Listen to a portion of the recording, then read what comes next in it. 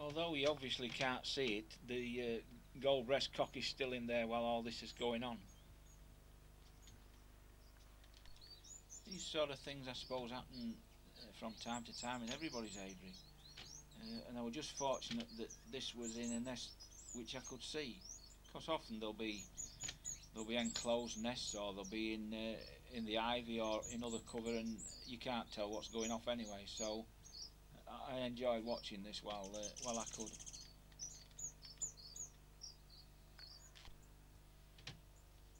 Although you can't see this very well, the ones with the white at the gape will be the black crown waxbill chicks. There's two of them, and the others with all the tufts on their head are the blue caps.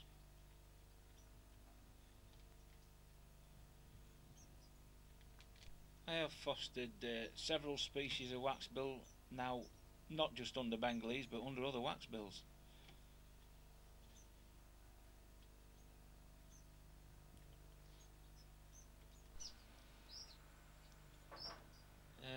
As you can see, these bananas are all covered in fruit flies. I read an article somewhere where it says that quite a high range of cordon blues nests were found very close to bunches of bananas. I thought, though it didn't give an explanation, I thought it was probably so that they could get at the fruit flies which would be on these bananas.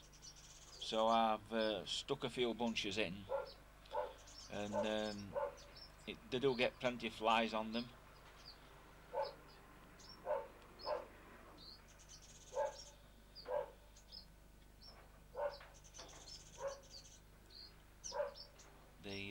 They also get a lot of the little grubs before they turn into the flies, and the birds like these as well. As you can see, not very well, but you can just see them crawling about on that skin which is open.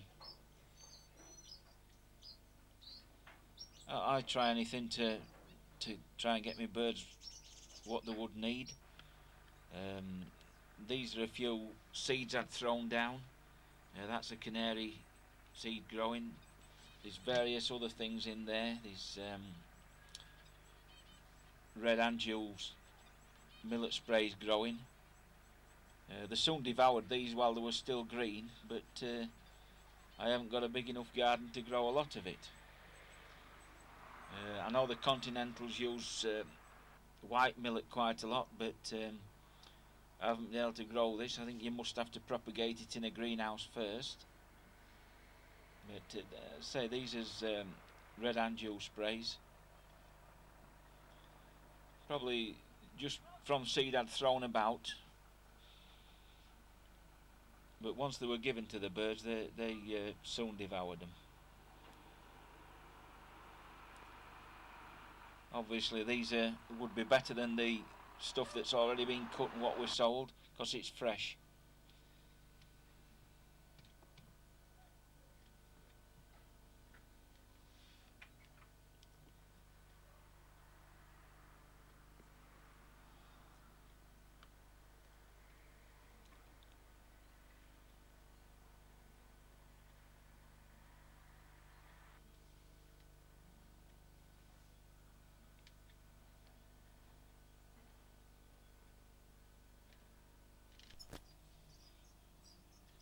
These are young blue cap waxbills.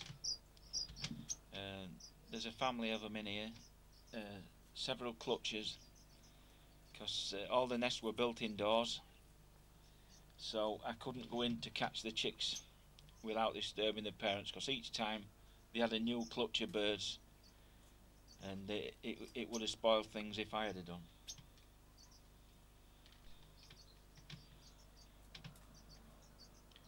Like cordon blues, these are good breeding birds.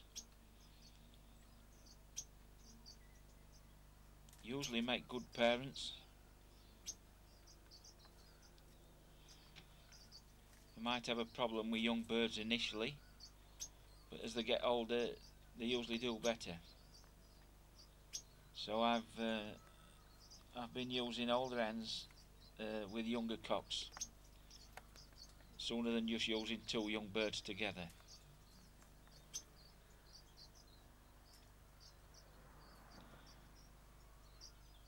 This blue cap is dominant in this collection.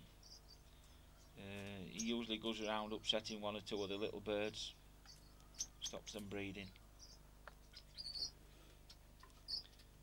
I do most of the filming outside because the cages I use inside, the lighting's not very good, and the wires gets in the way more.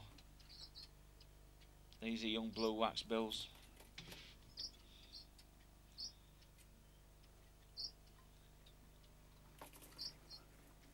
As you can see, there's red millet spray there for them to pick at. When they first come out and get onto the floor, that's usually what they pick at first, before they learn to go into the seed dishes.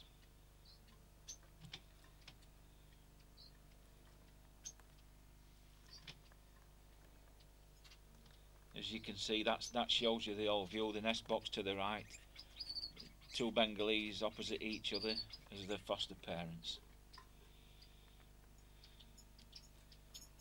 These cock yellow-winged petilia, again these birds were fostered in the cages under the Bengalese. The parents were imported birds which I couldn't get to feed them. After throwing several clutches out, I decided to intervene and foster the rest of the chicks. Unfortunately, I've got 7 cocks and 2 hens. It's a bit better picture of the young blues with the Bengalese.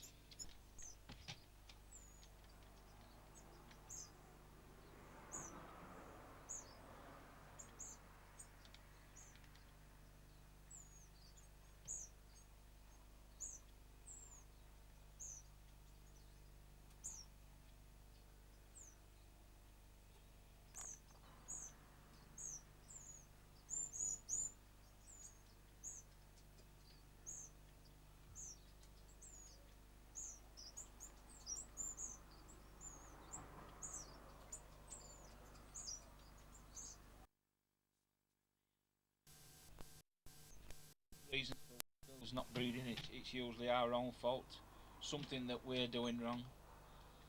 They all want to breed. The common Waxbills are all regular breeders, but often we put them in mixed collections and it spoils the chances.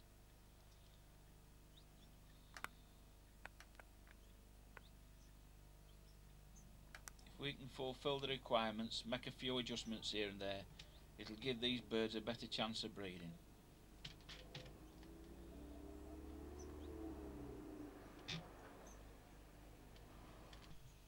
Putting them in the right environment is important. Some birds are more nervous than others and need extra space or even secluded areas. All that's required to get successful breeding.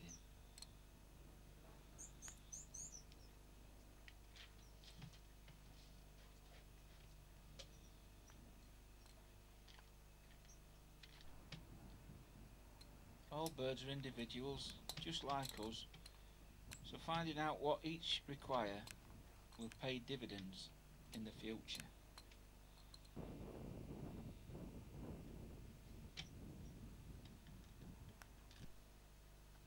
If you can allow birds to choose their own partner, this will result in a better chance of breeding, as just like us, they don't necessarily all get on together.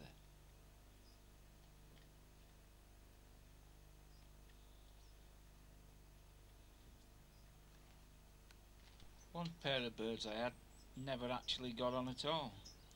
Although they raised 2 chicks in that year, I never saw them preening each other, although I did see copulation take place. They were never together. Here you can see the chicks in the nest box a bit older.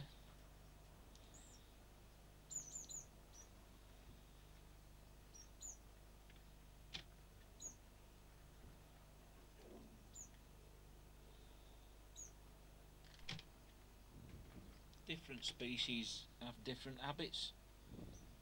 Each pair can change their habits not just from year to year, but from nest to nest.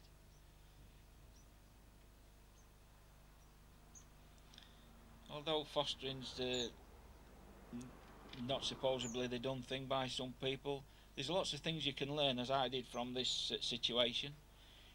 Again, in a lot of nests you don't need to look to see if everything's alright. You can see the mess on the side there, which proves that the chicks are still okay. And I were able to see just what we're going on with this, as you can with many fostering situations.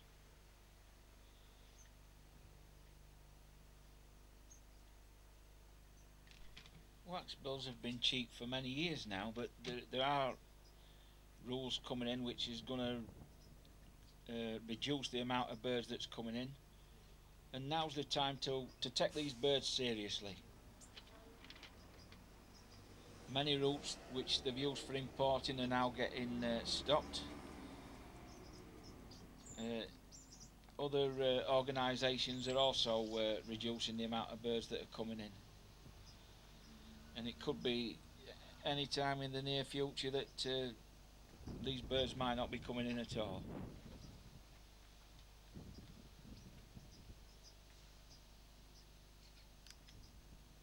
Most of the birds you see in this video will be captive bred birds.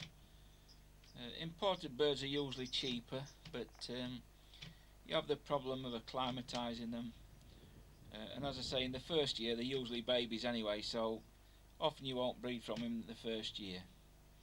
And in fact it can be quite dangerous, because if you're trying to get a young hen to breed before it's old enough, it could be lost to egg binding, especially in cold weather. There's another thing to captive bred stock, and often your imported birds, you can't get them to try the foodstuffs we like, such as egg food and sometimes even live food, so they could even have chicks in the nest and let them die because they won't sample our food. Your captive bred birds, which have been bred here, have been brought up on your own diet, and they've a much better chance of feeding the chicks. Obviously, as I've said, all birds are individual, so you're never quite sure exactly what they're going to do, but patience is a big thing with waxbills. There's no easy fixes. You must give them time. I'm sure this is one of the reasons that people think waxbills are difficult to breed, but many of them, I mean this particular species are difficult to breed, the violet ears, but many of them are not. But having said that, neither are they easy.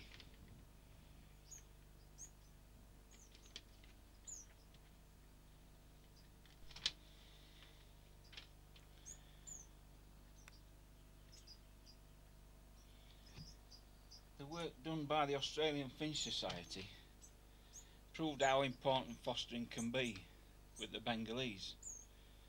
It helped them establish many species in aviculture when importation from Australia stopped many years ago.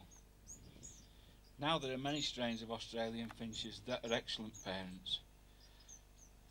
We can use the same principles for several reasons. One is to increase stock, which might be in short supply.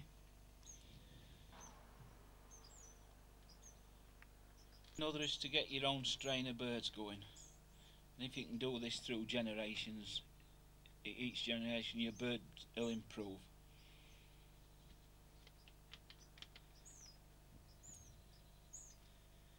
As you can see, this young cock on the right is just starting to show its red cheek patch, and on the left's a different colour. So if we foster our birds under the Bengalese, they are fed on our diet, as you should give your Bengalese the same good quality diet that you feed your other birds. And when it comes for your own chicks to feed the babies, then hopefully they'll have a better chance of doing it.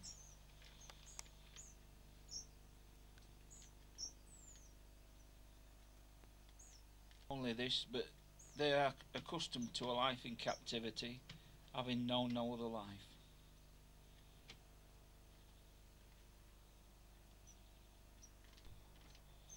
Another bonus with fostered birds is we can close ring them and prove not only their age, but they are captive bred birds. There are some recommendations coming in that all birds should be close rung, but I'm not in favour of this, as you can damage the nest of a normal waxbill in doing so. This is the black-faced or venacious firefinch. That's the end, you can just see her eye, that's about all you can see. She's in a nest down there. The chicks are very small when they leave the nest.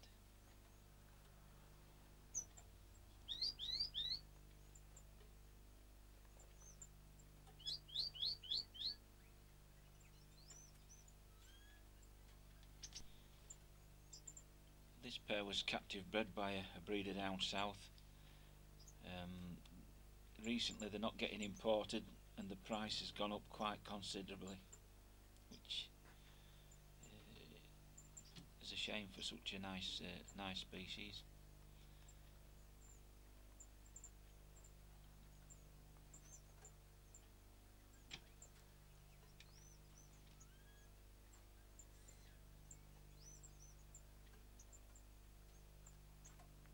The end's just come off. That is the end, although the picture was not very good. So the end is the swee or the yellow-bellied waxbill. They like a nest basket to roost in. That would be an advantage for you. Whichever bird is incubating will sit tight on the nest, and the cock will join the hen at night. Sometimes both of them will sit on the nest in the day. They like seeding grasses. Initially it could be difficult to get them to take live food and egg food.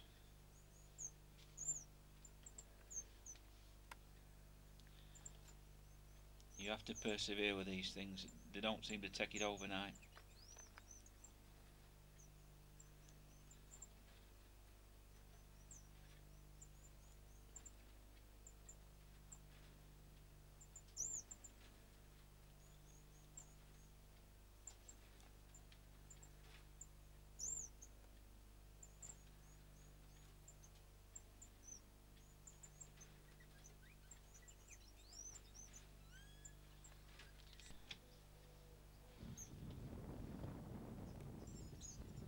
Here's the cock goldbreast come to feed them again.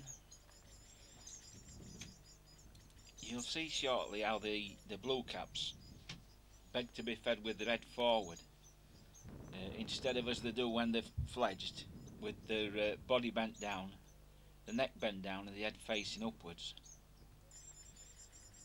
As you can see a bit better from that. See the mouth markings? There, you never see any of this in their own nest.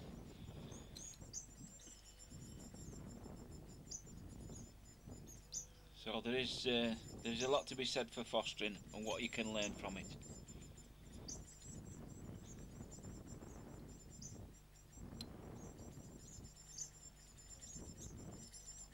Obviously through generations of fostering you get a better bird, in my opinion, which is more tolerant of us and more adjusted to life in captivity, and I think more willing to raise their own chicks.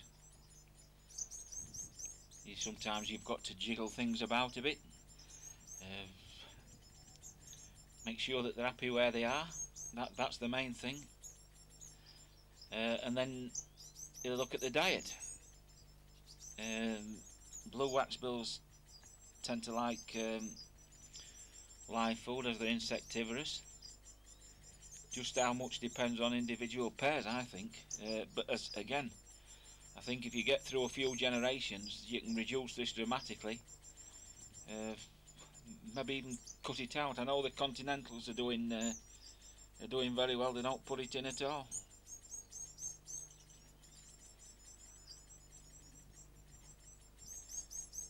This is an unusual situation. This bird's doing very well. I've only had him a few weeks, and he's quite happy for me to be here. biggest problem, he tended to feed mainly seed to the babies.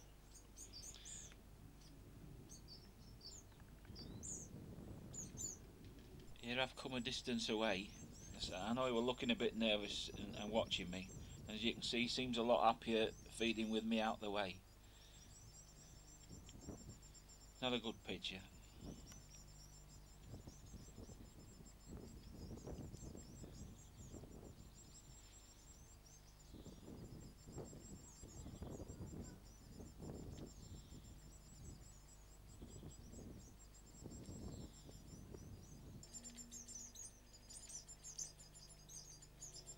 Again, that's a better picture, and as you can see, he keeps watching me.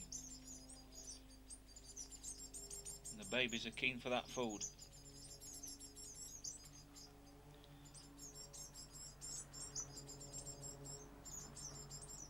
You can see the little blue caps. There are no oil paintings at this stage. The black crowns certainly look better at this time.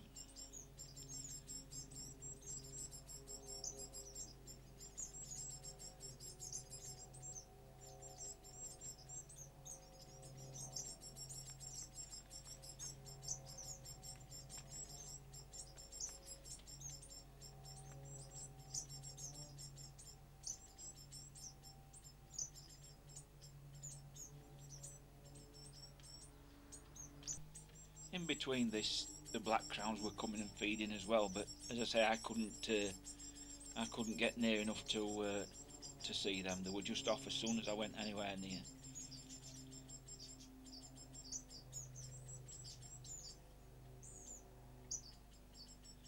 Unfortunately, the gold breast let his own chicks die while he were doing this.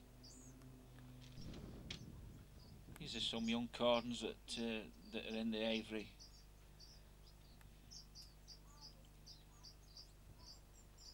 There are quite a few chicks in here at the moment.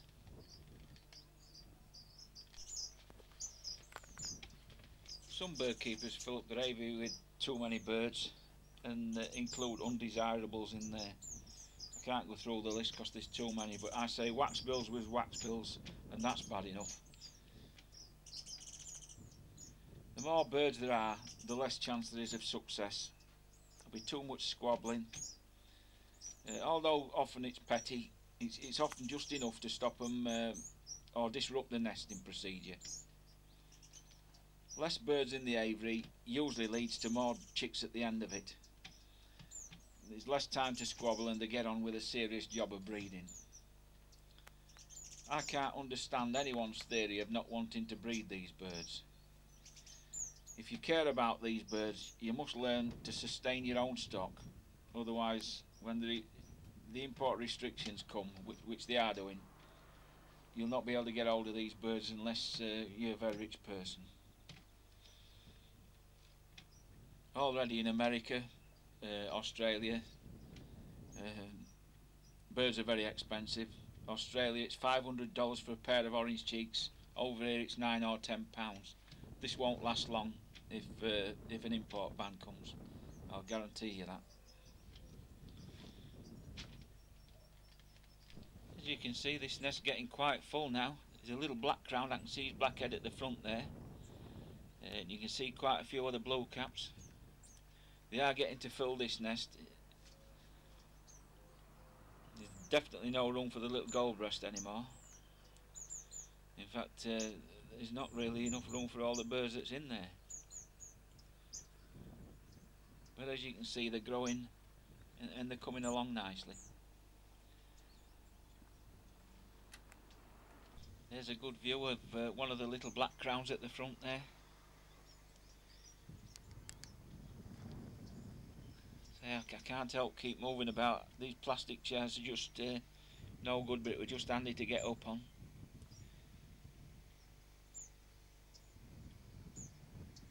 It's only a few days away now from fledging.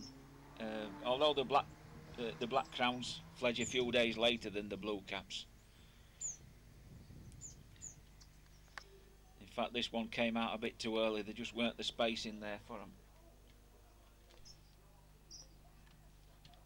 Black crown waxbills are not easy to sex. tend to have hens tend to have more brown underneath. The white parts are more grey, but they need to be viewed from close as they're so active. I still prefer to try and sex monomorphic birds by the behaviour. This is easier done when they're starting to get excited and getting ready for mating. As I say, in this case, what I did, I used a colony. Didn't know exactly what I'd got, so I threw them all in together, and that's the way I've done it. I'm not saying this is the best way to breed black crown waxbills, but I have quite a lot of birds, so anyone who's only a few, it'd be much easier to sit, watch them, and get them into perhaps separate pairs into the wherever you want to keep them.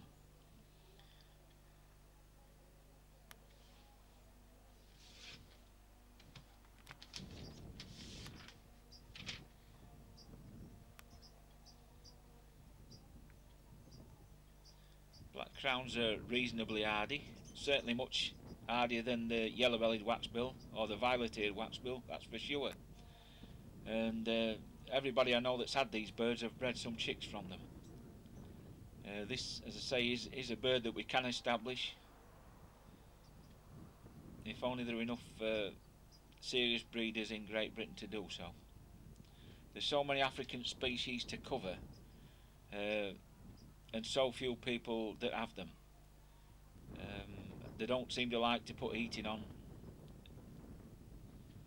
The mild winters that we've been getting recently have these birds often breeding outside in February, but for every success there's a lot of failures with losing birds, especially hens with egg binding.